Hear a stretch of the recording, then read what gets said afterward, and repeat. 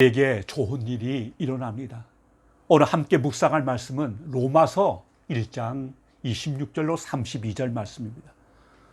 로마서 1장 18절부터 32절의 키워드는 하나님의 진노입니다. 이 문제의 핵심은 근본적으로 피조물인 우리와 우리의 창조주 간의 관계 자체가 어긋남을 의미합니다.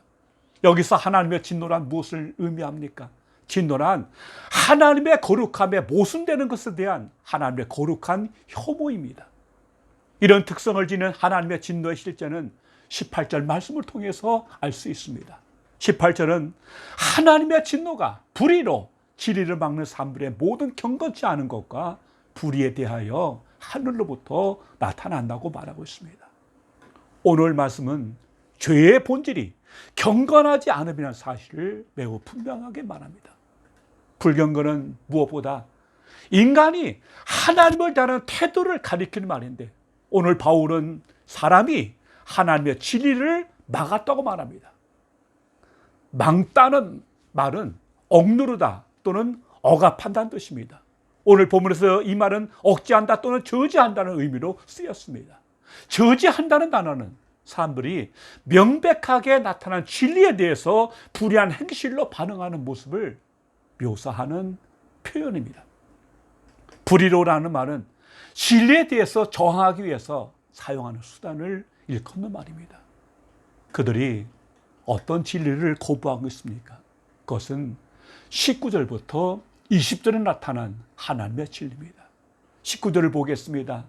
이는 하나님을 알만한 것이 그들 속에 보임이라 하나님께서 이를 그들에게 보이셨느니라. 이 말이 무슨 뜻입니까? 하나님께서 천지 만물을 지으실 때 그곳에 하나님의 지문을 남겨두셨다는 것입니다. 우리가 마음을 열고 자연 풍경이나 천체를 보면 얼마나 지기묘묘한지 이것을 보면 정말 창조주께서 이것들을 만들었다는 사실을 인정할 수밖에 없습니다. 그래서 많은 이들이 야외 나가면 자기도 모르게 찬송가 79장 주 하나님 지으신 모든 세계를 부르지 않습니까? 시편 8편 기자는 여호와 우리 주여 주의 이름이 온 땅에 어찌 그리 아름다운지요. 주의 영광이 하늘을 덮었나이다. 주의 손가락으로 만드신 주의 하늘과 주께서 베풀어 두신 달과 별들을 내가 보니 사람이 무엇이기에 주께서 그를 생각하시며 인자가 무엇이기에 주께서 그를 돌보시나이다 하며 주를 찬양했습니다. 그래서 20절에서 바울은 창세로부터 그의 보이지 아니하는 것들, 곧 그의 영원하신 능력과 신성이 그가 만드신 만물에 분명히 보여 알려졌나니 그러므로 그들이 핑계치 못할지라라고 썼습니다. 정말 우리가 핑계댈 수 있습니까? 그러나 문제는 그것에 대한 사람들의 반응입니다.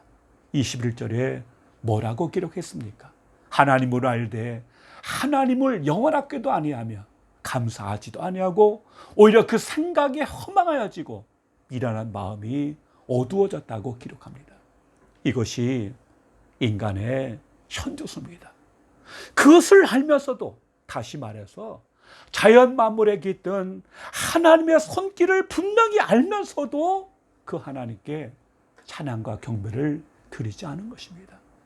문제는 찬양과 경배로 이어지지 않는 하나님 지식은 쉽게 우상 숭배로 변질된다는 데 있습니다. 사람에게 하나님의 영광이 머물지 않으면 그 생각이 허망해지고 마음이 미련해지기 때문입니다. 그래서 21절에서 바울이 이렇게 말한 것입니다. 하나님을 알되 하나님을 영원하게도 아니하며 감사하지도 아니하고 오히려 그 생각이 허망해졌다는 것입니다. 그는 미련한 마음으로 어두워져서 스스로 지혜했다고 하지만은 어리석게 됩니다. 사람의 마음은 진공 상태를 허용하지 않습니다. 하나님 아니면 무엇으로든 채워야 합니다. 그래서 진짜 하나님 대신에 유사 하나님으로 채운 것, 그것이 바로 우상숭배입니다. 가짜 하나님으로 만족하는 것입니다. 23절을 보십시오.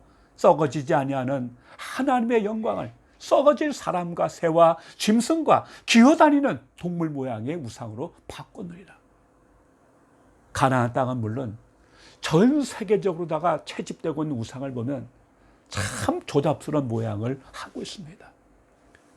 해와 달과 별은 물론 각종 짐승들, 심지어 뱀이나 벌레 이르기까지 조잡하게 형상을 만들곤 그 앞에 엎드려 절하고 섬기는 걸 보면 참 사람이 왜 저럴까 하는 실소를 금치 못하게 됩니다. 그러나 그러한 형태가 무지하던 과거만의 일입니까? 요즘도 그런 일이 버젓이 이루어지지 않습니까? 최첨단 인텔리전트 빌딩 기공식에 어김없이 등장하는 삶은 돼지 머리를 모셔놓고 무사고를 비는 의식을 어떻게 해석해야 합니까? 이 뿌리 깊은 의식의 밑바닥에는 인간의 불신앙이 도사리고 있는 게 아닙니까? 그런데 바울은 24절에서 아주 의미심장한 발언을 합니다. 그러므로 하나님께서 그들을 마음의 정욕대로 더러움에 내버려 두사 그들의 몸을 서로 욕되게 하게 하셨다고 말합니다. 여기서 내버려 두었다는 말은 말 그대로 그냥 방치했다는 것입니다. 그런데 이 말이 이 본문 전체에서 3번 반복됩니다. 24절, 26절, 28절입니다. 이 단어는 현재적으로 임하는 하나님의 심판의 하이라이트입니다. 그러므로 우리가 이 말을 이해하지 못하면 하나님 역사의 상당 부분을 잃어버리게 되고 본문을 해석하기가 어렵습니다. 오늘 본문은 그 마음에 하나님 두기를 싫어하는 사람들 마음속에 어떤 일이 진행되고 있는지, 그로 인한 그들의 행동과 삶의 양식이 어떤지를 적나라하게 드러내고 있습니다. 그것은 크게 셋으로 나눌 수 있습니다. 첫째는 정욕의 더러운 것들입니다. 흥미로운 것은 우상 숭배와 정욕을 위한 성적 부도덕, 즉 몸을 서로 욕되게 하는 것과는 밀접하게 연결된다는 사실입니다. 왜 그럴까요? 우선적으로 당시에 행했던 우상 숭배는 성적 부도덕을 부추기는 요소들이 들어있었습니다. 우리는 이것을 가나안의 바알 의레나 고린도나 로마와 같은 대도시에서 유행했던 다산을 기원하는 그들의 의식에서 찾아볼 수 있습니다. 그들의 제의식은 의뢰의 성적 혼업을 제2의 일부로 거행했기 때문입니다. 그러므로 우상숭배는 성적 부도덕과 쉽게 연결될 수 있었습니다. 둘째는 성적 방종이 갖는 특징 때문입니다. 성적인 방종이 추구하는 것이 무엇입니까? 친밀감입니다. 문제는 이 친밀감이 참된 대상에서가 아니라 거짓 대상에서 추구한다는 것입니다. 그래서 성적 방종은 참된 친밀감과 유사한 거짓 친밀감을 줍니다. 그것도 즉각 줍니다. 그러다 보니 하나님과의 영적 교제에서는 진정한 친밀감이 아닌 거짓된 친밀감을 추구하게 되고 더 깊이 쾌락에 빠져들 수밖에 없는 것입니다. 그러한 것의 극단이 바로 동성애입니다. 오늘 본문은 그것을 강하게 비판합니다. 동성애는 하나님의 창조 질서를 구부하는 극단적인 쾌락 추구이며 하나님의 순리를 거역하는 영리입니다. 그러나 하늘을 거스른 자는 망하는 법. 그들은 그들의 그릇 때문에 상당한 보응을 그들 자신이 받았습니다. 무서운 것은 이어지는 26절입니다. 이 때문에 하나님께서 그들을 부끄러운 욕심에 내버려 두셨다는 말씀입니다. 중요한 것은 하나님께서 그들 역시 욕심대로 살도록 내버려 두었다는 말입니다. 세 번째 불의의 신호는 우리 삶의 여러 영역에서 다양하게 나타나는 죄의 현상들입니다. 29절부터 31절 말씀입니다. 여기에는 죄의 본성을 따르는 사람들이 저지르는 모두 21가지의 죄의 목록이 등장합니다.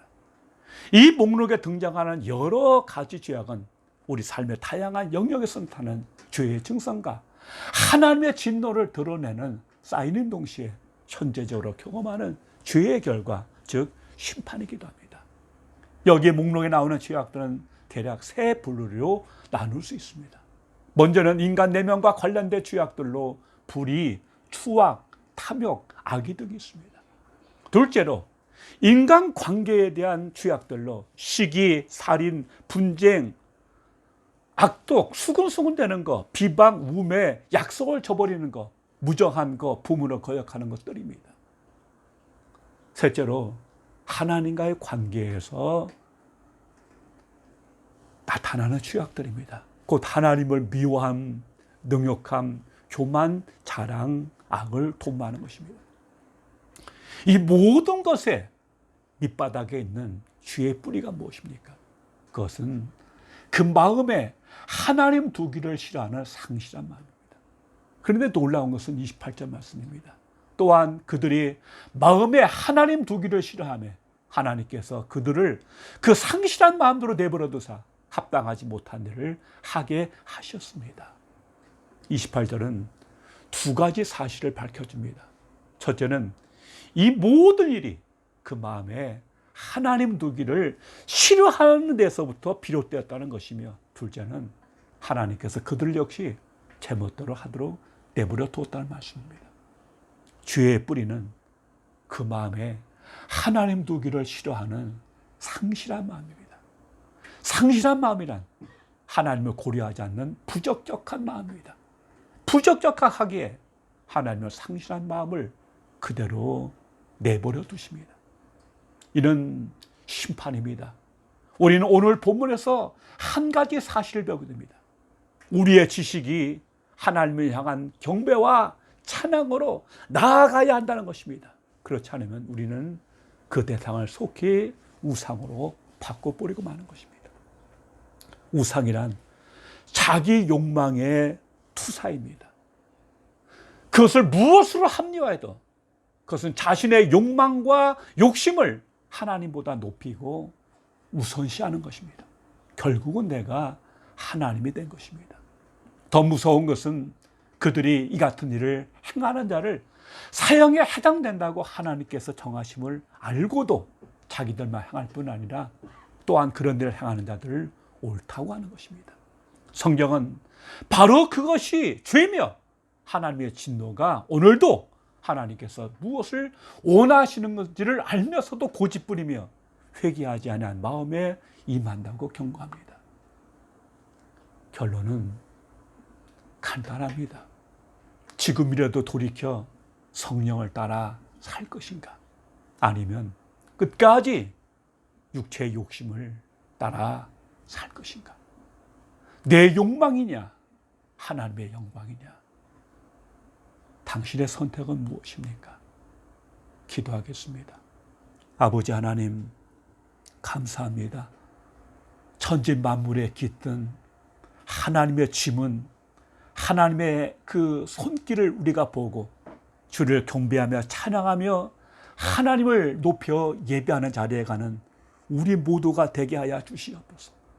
한 사람이라도 그것을 알면서도 거부하고 오히려 그 마음이 허망해서 우상을 숭배하고 욕망을 따라 살지 아니하도록 하나님 우리의 눈을 열어주시고 우리로 깨닫게 하사 돌이켜 참으로 주께 돌아가는 우리 모든 사람들이 되게 해 주시옵소서. 이 땅에 가득 찬 죄의 모습을 보면서 참으로 안타깝게 그지없는데 하나님 우리 모두를 불쌍히 여기사 우리가 하나님께로 돌이키는 거룩한 은혜가 있게 하시고 거룩한 판전이 있게 하시고 우리로 하나님을 찬양하는 하나님의 사람들이 이 땅 구석구석 열방에 가득하게 하옵소서. 예수님 이름으로 기도합니다. 아멘.